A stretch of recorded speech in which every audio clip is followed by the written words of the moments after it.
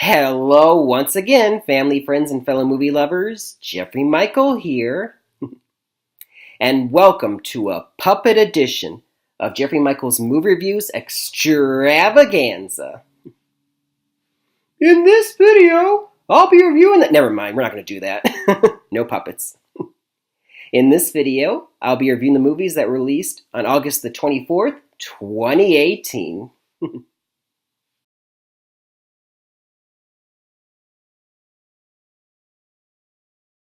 Okay, the first movie that I'll review for you is The Happytime Murders, rated R.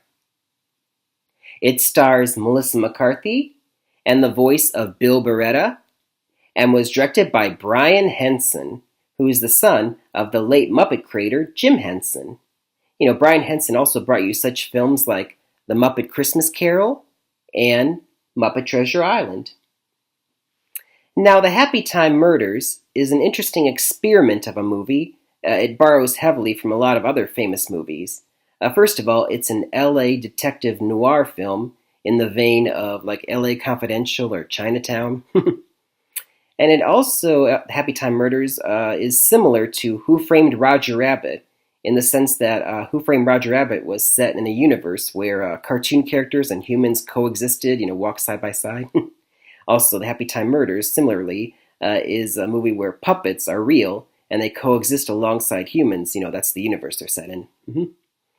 And it's also like that movie Sausage Party in the sense that Sausage Party was an animated film that's those are usually geared toward children, but this one was made for adults. Well, similarly, this is a movie about puppets that's made for adults.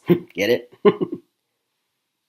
So anyway, the whole premise of The Happytime Murders answers that question: what happens when puppets go bad? And I'm talking about filthy mouth, sex-addicted bad.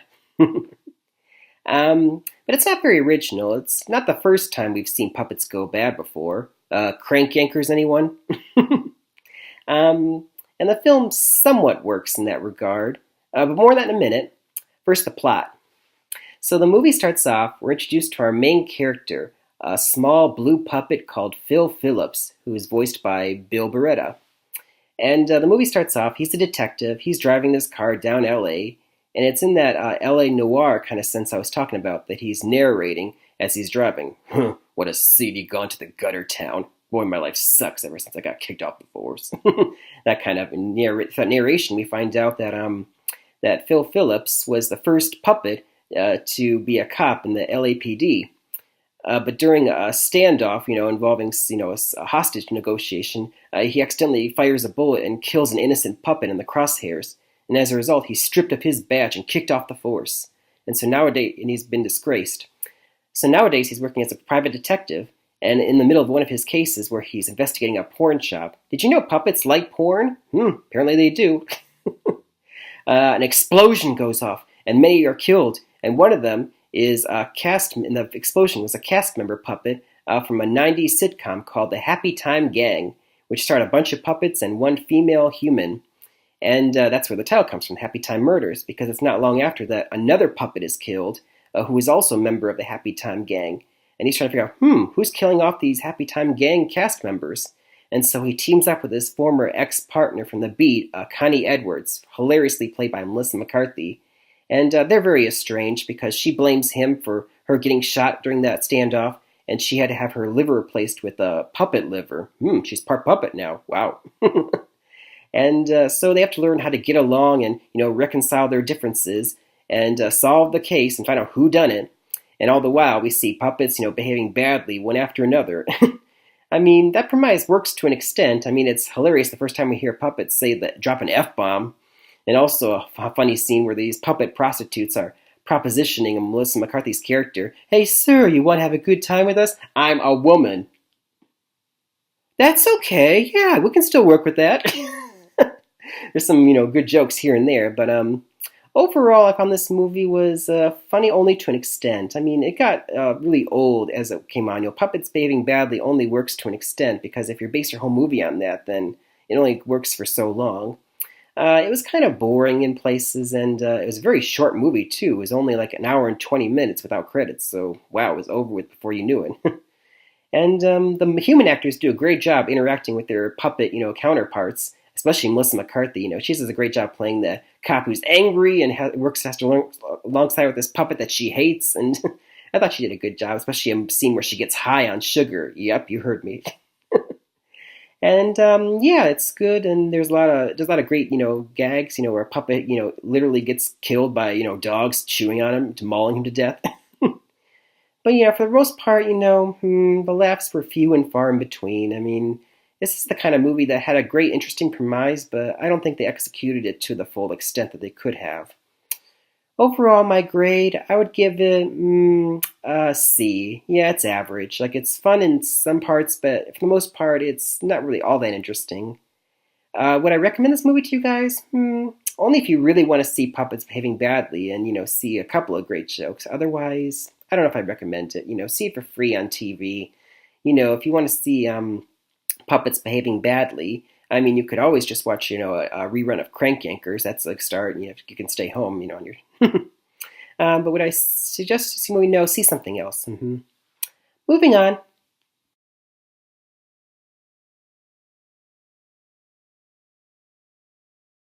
The next film that I'll review for you is AXL or Axel, rated PG.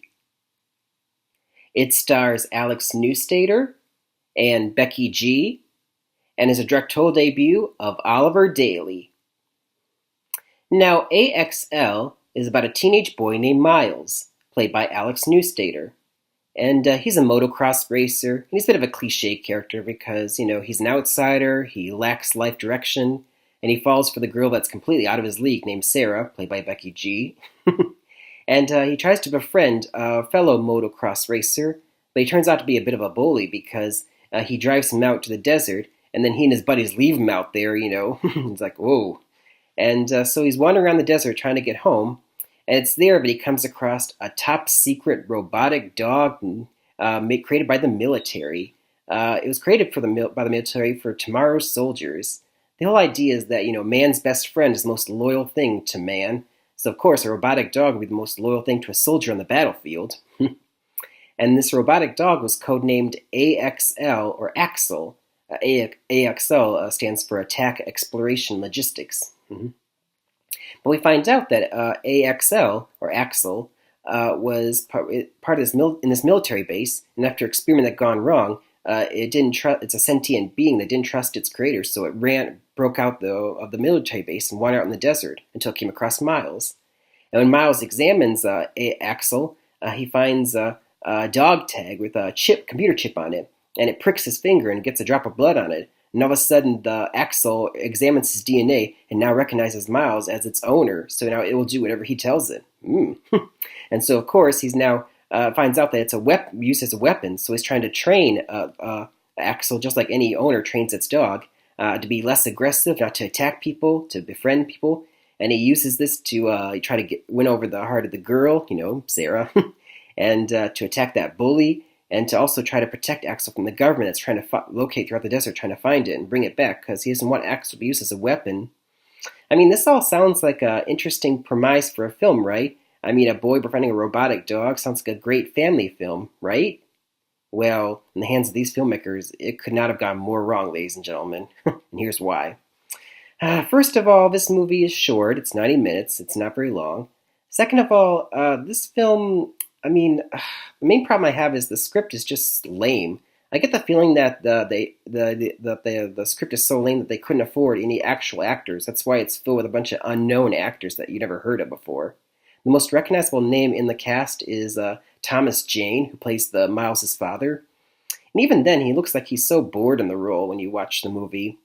In fact, a lot of these actors, I'm pretty much sleepwalking through the material. I don't know if it's because the script didn't give them anything to work with, because the dialogue is so clumsy and clunky and just lame, or if they're just really bad actors, because ironically enough, the most alive performance in the whole movie is Axel himself, the robotic dog, which is funny because, I mean, it's a robot, and it's all CGI, but it's still has the most personality of any other character than any of the humans in the movie, and that's kind of sad, really. And it's just boring for so long. I mean, I just found myself just trying to fall asleep. I mean, I may have missed a bit of the movie. I don't remember, but I mean, that's another part of the movie. Problem with the movie, it's utterly forgettable. I mean, it's just square, and after you watch it, you just don't remember most parts of it. Which is, I had to go back online and read up on the movie, the synopsis, to remember what I missed. That's how forgettable it was. And I mean, slow, forgettable, lifeless. I mean, it's funny because the whole movie feels cold and lifeless, just like the actual title character, Robot. I mean, there's no real life to this movie. And the way that it ended, hints that there might be a sequel. But here's the problem, though. It bombed at the box office. So, sorry, kids, I don't think you're going to see Axel, the friendly robot dog, anytime soon, or ever again. As for my grade, I give it a D+. I mean, you wonder, I could very easily go much lower, but, the special effects, and the robot dog are pretty impressive. I mean, that dog alone elevated my grade, but still, D+. Do I recommend it to you or your family? Hell no. I don't want you to subject you to that legal torture. I mean, I tortured myself, so you don't have to. You're welcome, guys. I always take a bullet for you. Don't ever say I don't. So, in short, this is one robotic dog that should literally, be shut down or put down or whatever. Just don't bother. Moving on.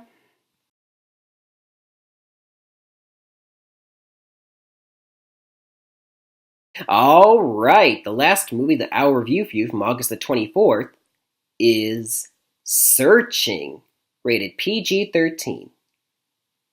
It stars John Cho, Deborah Messing, Michelle La, and was the directorial debut of Anish Chaganty. Now, Searching is an interesting movie. It's a thriller that's told entirely through screens, like computer screens, smartphone screens, TV screens. Yep, the whole story from start to finish is told through nothing but screens. It's an interesting but not very original premise. I mean, this style of filmmaking was already done in movies like Unfriended and its sequel, Unfriended Dark Web. But in my opinion, I think this is the first time this style of filmmaking produced a great movie rather than a mediocre one. But more on that in a bit. So the movie starts off on a computer screen. Someone is looking at old photos and home movies of a family, and that family are our main characters. There's David Kim, played by John Cho, his wife Pamela, and his daughter Margot. And through an expositional montage, we find out, develop these characters. We see David and Pamela at their wedding video, and then we see the video of Margot being born in the hospital, and then we see her taking her first steps, her first word, and we see her first time learning how to play the piano, and we see a YouTube video of her piano recital where she's bravo, encore. Basically, we see all these moments from this family's life. And we even see the good and the bad, because when Margot becomes a preteen, we see videos and footage of the mom Pamela developing lymphoma, which is a throat cancer. And she manages to beat cancer, and they're all happy. And then a couple years go by, and then all of a sudden her cancer comes back. And unfortunately, this time, no go on the win on the battle. And so she's now a teenager, Margot, played by Michelle La, and she and her dad are trying to live on without their mother in their lives anymore. And they start to grow apart. And he wants her to keep you up with her piano lessons, but she's lost heart. And so one day, on a smartphone video chat, he's FaceTime. I'm going to a study group. Gotta go, Dad. Okay, but he has no time. They don't really talk much anymore. And so later that night, he's fast asleep, and on his computer screen, we see 3 missed calls from Margot in the middle of the night because he's fast asleep. He misses them. He wakes up and he tries to contact her, text her, and no response. And he finds out later on she didn't go to school that morning. And she also didn't attend her piano lesson after school. He starts to get worried. He calls his brother Peter. Have you seen Margot at all? No, I haven't heard from her since a couple days ago. So he calls up everyone that he thinks that he knows, and no sign of her. And so 24 hours goes by, and he starts to get worried. Where's my daughter? What happened to my daughter? And of course, he calls the police, and then a detective, Rosemary Vick, played by Deborah Messing, is assigned to his case. Don't worry, we'll find your daughter. She may have run away. Should my daughter not run away? I know my daughter. That's a running theme throughout the movie.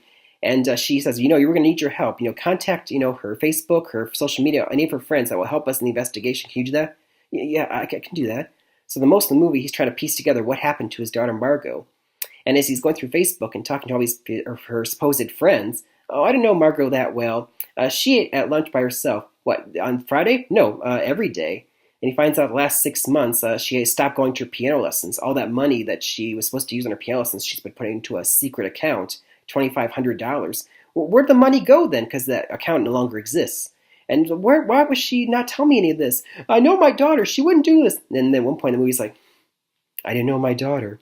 And it's kind of a sad realization. And he's still frantically trying to find her and find out, it's one of those whodunit thrillers, Yeah, at one point you're all invested in the story. Like, what happened to Margot Kim? Now, first of all, this was, like I said before, this was a great movie. And first, I like to point out that this is the second film, after Crazy Rich Asians in a short time that our main leads were played by Asian characters. Asian actors, I should say. And that's actually refreshing to see not long after a movie that had an all-Asian cast to have a movie that stars Asian actors. Hollywood is really starting to listen to people that they want to see diversity, not just the same old white bread characters. Nice, Hollywood.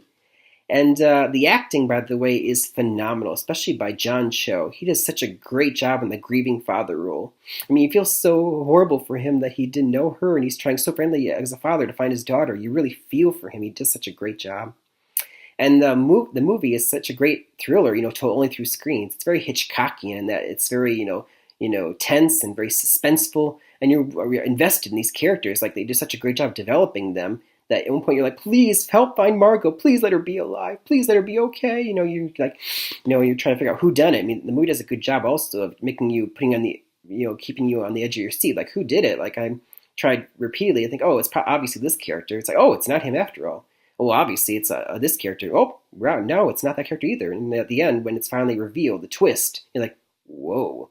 It all makes sense. It's a little ludicrous at times, the movie. That's my quibbles.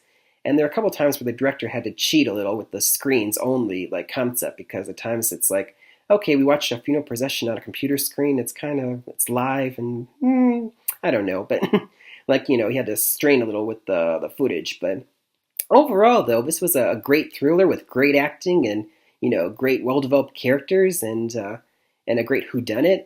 Like I said, very in the vein of Hitchcock. And I really hope that Anish Chaganty, it's his first film, that he makes more films like this, because he's got a great promise as a director. This is a sample of what he has to come. So for my grade, I give it an A-.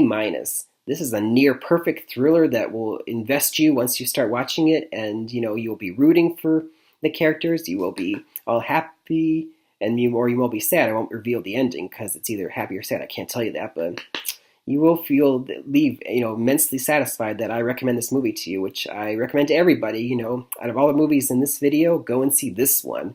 You don't have to search if you're searching for a good movie to see. You don't have to search any further, because you can just go see Searching. That's what I try to say there. Moving on.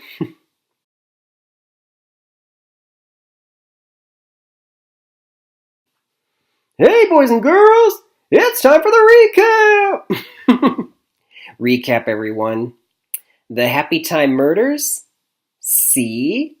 Somewhat funny, somewhat interesting film about puppets going bad. That could have been much better than it was. I don't know if I recommend this one to you guys. AXL or Axel. D+. Boring, lifeless film starring a robot dog that has much more personality than its human counterparts. I do not recommend this film to anyone, even as a family film. Just don't even bother. Ugh. And finally, Searching. A-. Well-made, suspenseful, Hitchcockian-like thriller told entirely through screens that features great acting and well-rounded characters. I highly recommend you all go see this one. If you're searching for a great movie, then search no further and go see Searching in theaters. You heard me. And that'll do it for a puppet edition of Jeffrey Michaels Movie Reviews Extravaganza. Until next time, happy movie watching. No, I'm sorry. Happy movie watching, everybody. See you all next time.